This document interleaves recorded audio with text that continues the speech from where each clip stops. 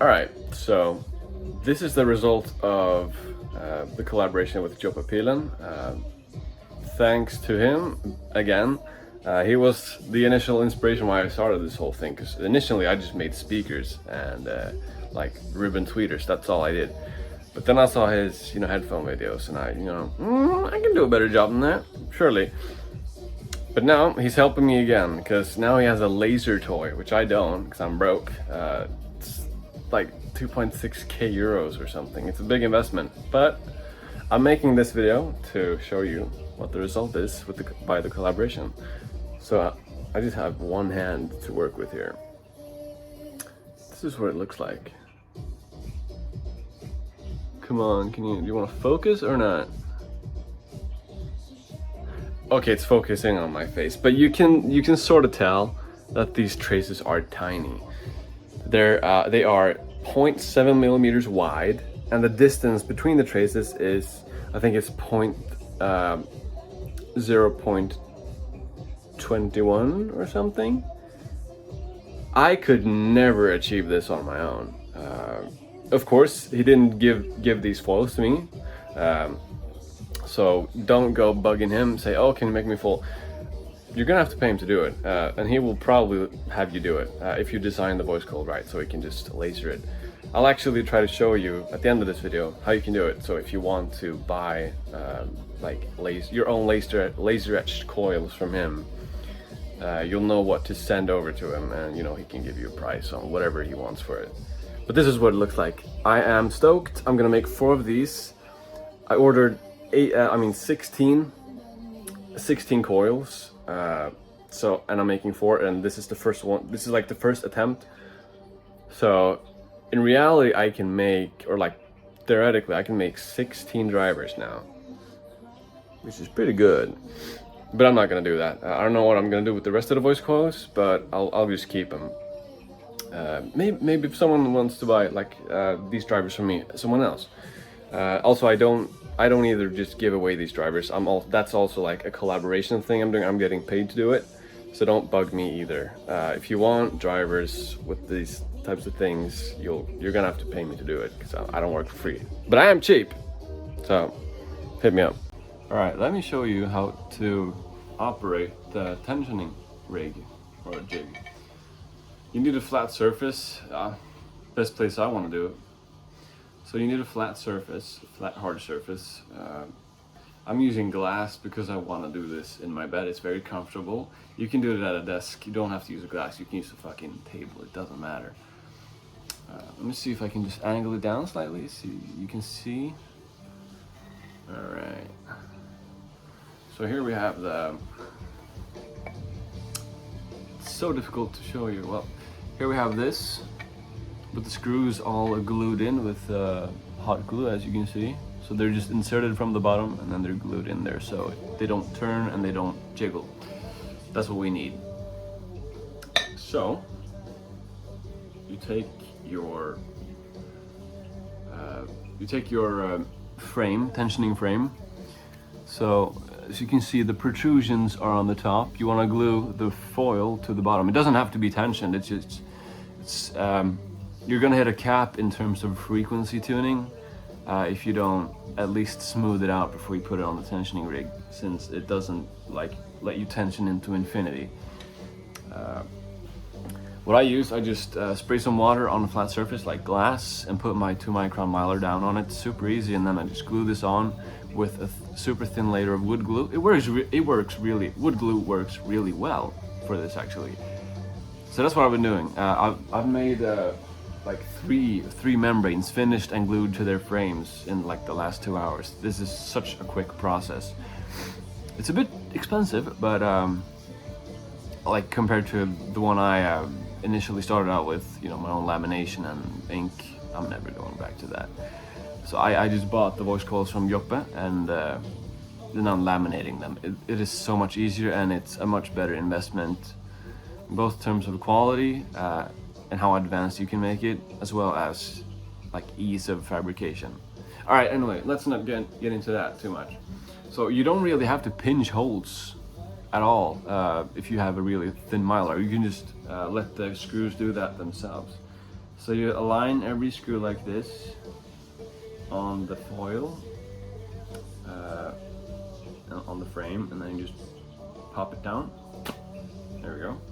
And now all of those holes are made automatically in the membrane. So let me show you what it looks like. Now keep in mind, you're probably gonna get some glue oozing out from these screw holes. But as you can see, it's on there. And this is the part where you just start going to town with the tensioning screws. You can use nuts if you want to, but a much nicer solution is to print the like these custom knobs that I made in the design. The entire Fusion CAD file for this tensioning thing is you can find it for free on my Discord server. I might even link it on YouTube, but yeah, I might link it in the description actually. But you can also find it on the server, and you can find a lot of us folks over there on the server who are really into this type of stuff, and you'll learn a lot if you join. It's also really nice for collaborating with people. I'm one of the people who did that. I'm collaborating with Joppe and another guy. So it's a really nice community for just headphones in general. Like, you're welcome if you're doing IEMs, speakers, headphones, microphones, whatever. It's a really nice close-knit community that you can join.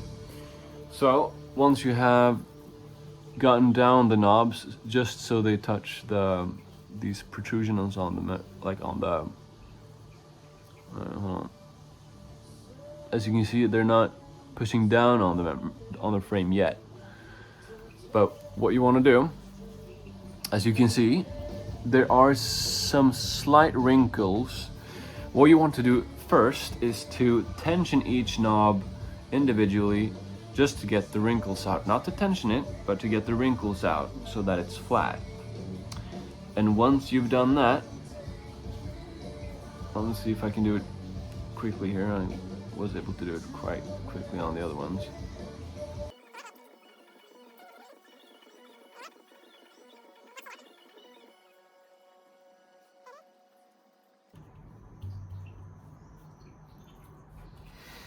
Alright, now I've tensioned it quite well. There's no wrinkles on the membrane. And what you want to do now is to start loosening or tightening it down to reach a certain frequency. The frequency you get from this is not going to be the same as on your membrane, since your membrane is smaller than this and you'll be gluing it to this. But what you can do is you can do one test membrane, and then you can see what like the frequency offset relationship is.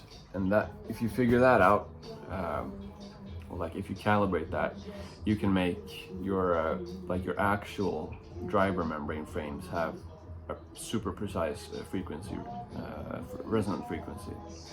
So that's what I'm gonna do now. I tightened these to 80 hertz, and that's gonna do just fine for me. All right, so I've just glued it on there. I just laid it on there, and now I'm gonna take this little roller that I got, and I'm going to push it down into the mylar, which is going to give a nice, really nice bond. Still using the old Pandora spray glue for this, works really well. And I'm just gonna go to town on it. You really don't need a whole lot of pressure when you roll this, since it'll adhere super nicely anyway. I just can't wait to see how this turns out. It's gonna be so much fun. So here's a photo of what it looks like when it's done. But right now, I'm working on the second foil. So the first one is the one you just saw, and it's already done.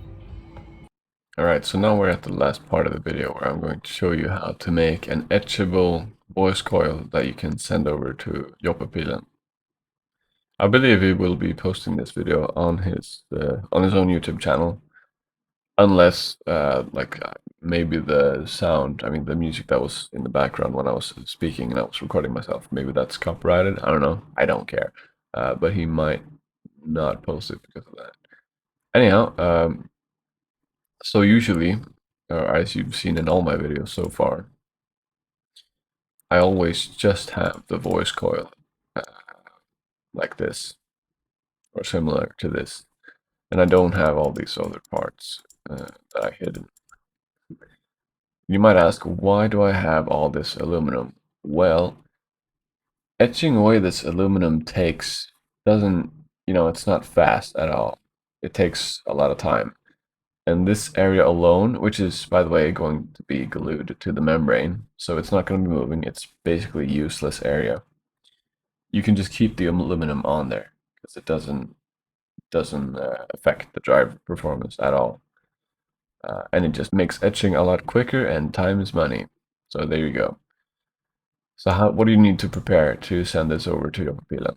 Well, let's get into it. First of all, you do need to make an offset plane to get your sketch going, because you're going to be sending over a sketch 2D file to him that he'll later use to laser etch. So as you've probably seen already, is that my tracks are isolated by about 0.1625 millimeters. That is plenty. You really shouldn't try to go any lower than this, since I don't know if it shifts when you laminate it, but if it does, you might short something out, and it's like a diminishing return thing. If you make it even smaller, you're not gonna be able to fit one more track. It's just risky. It's pointless, really. These tracks are 0.65 millimeters wide, so they are very, very thin, but the lamination process is still going to work really fine. What you need to do when you have this voice coil is you need to, first of all, you need to project all of these parts, even the lineup holes. So you project them like this, so that you get all the lines. And of course, you're going to want to be able to cut out a circle like I did in the video, in the recordings before this. So you do need to, let's say 16.25. So you do need to create a boundary sort of circle on the outside, so that it marks where you should cut with scissors when he's etched the coils and you receive them. Ooh, cheeky! I forgot to project this one. That's fine. So essentially, let's visualize this. In the program, he will be able to select what to etch away, and he can only select closed areas.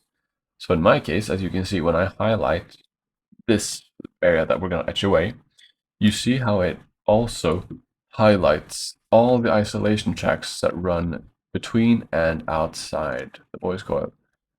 This is important. These ones are also going to be etched away. I believe you can, Joppe Peelen is able to select these in the program as well. But this is basically the process, I think, for the most part.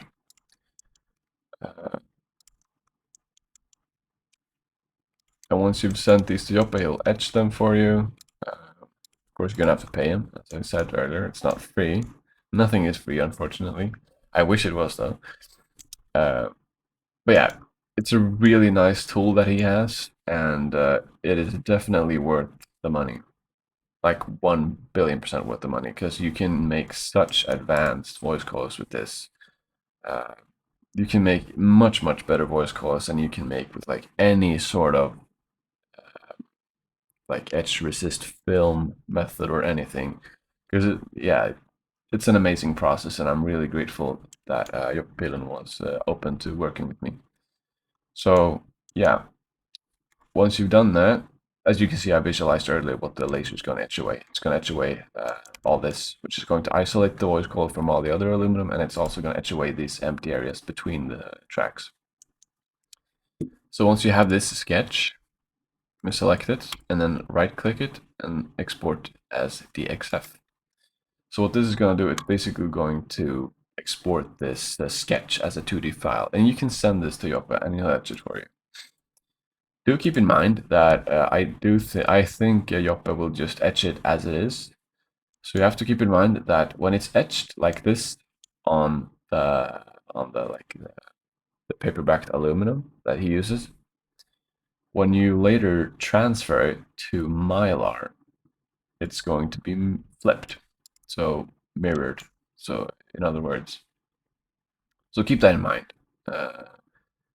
If you let's say you have this design, and you have all your like whatever pogo pins or screws lined up like this, you're gonna have to send him the mirror image, since when you eventually laminate it, it'll flip and it'll be correct in reality. Thank you for watching. I hope I could be of help. It's been a while since I posted last. There's been a lot going on. Nothing bad. I've just been busy with a lot of stuff. So that's why I haven't been posting it sometime. Okay, so one more thing before we part. I didn't tell you how to clean or how to remove the paper. But I'm gonna do that now. So what you wanna do, when the paper is still on the tensioning rig and it's tensioned, oh, by the way, first, without the voice coil on it, I tension it to 80 Hertz, I laminate the voice coil, and that makes since it makes the membrane heavier, you know, when you put the voice coil on it, you're gonna have to bring the tension up a little bit to get it to 80 or whatever frequency you're aiming at.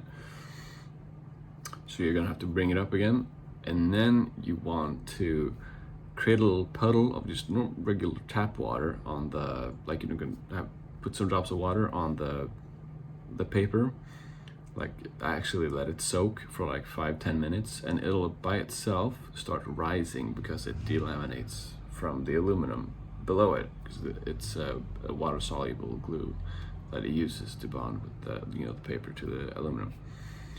And when it's done that, when it has started to delaminate itself from the water, take a paper towel, damp it a little bit, pat, get the water away, and then douse it in some ethanol, and that'll make it a bliss to just, after like 5 minutes maybe, just slowly but with a little bit of force, just peel the entire paper layer away.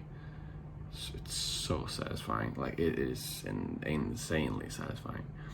And so when you turn away the paper and you got the voice coil, it's gonna look really clean. I'll have the pictures there. Maybe, I don't know. Yeah, there it is. 4 voice coils. It's really clean. The first one I cleaned with like a cotton swab, so it's a little bit jaggedy, but it performs the exact same way as the other ones. But the 3 last ones, they are pristine. They're better than the best. All right, they're very good. They're tremendously good. Okay, I'm not gonna mock that guy because I don't want to get political, but I really do recommend this method. It is wonderful. This ink pen etch thing, I mean, it's cheap, it works, it definitely does work, but if you just want to put in a little bit more money and get a lot better results, get your voice coils from Joppe.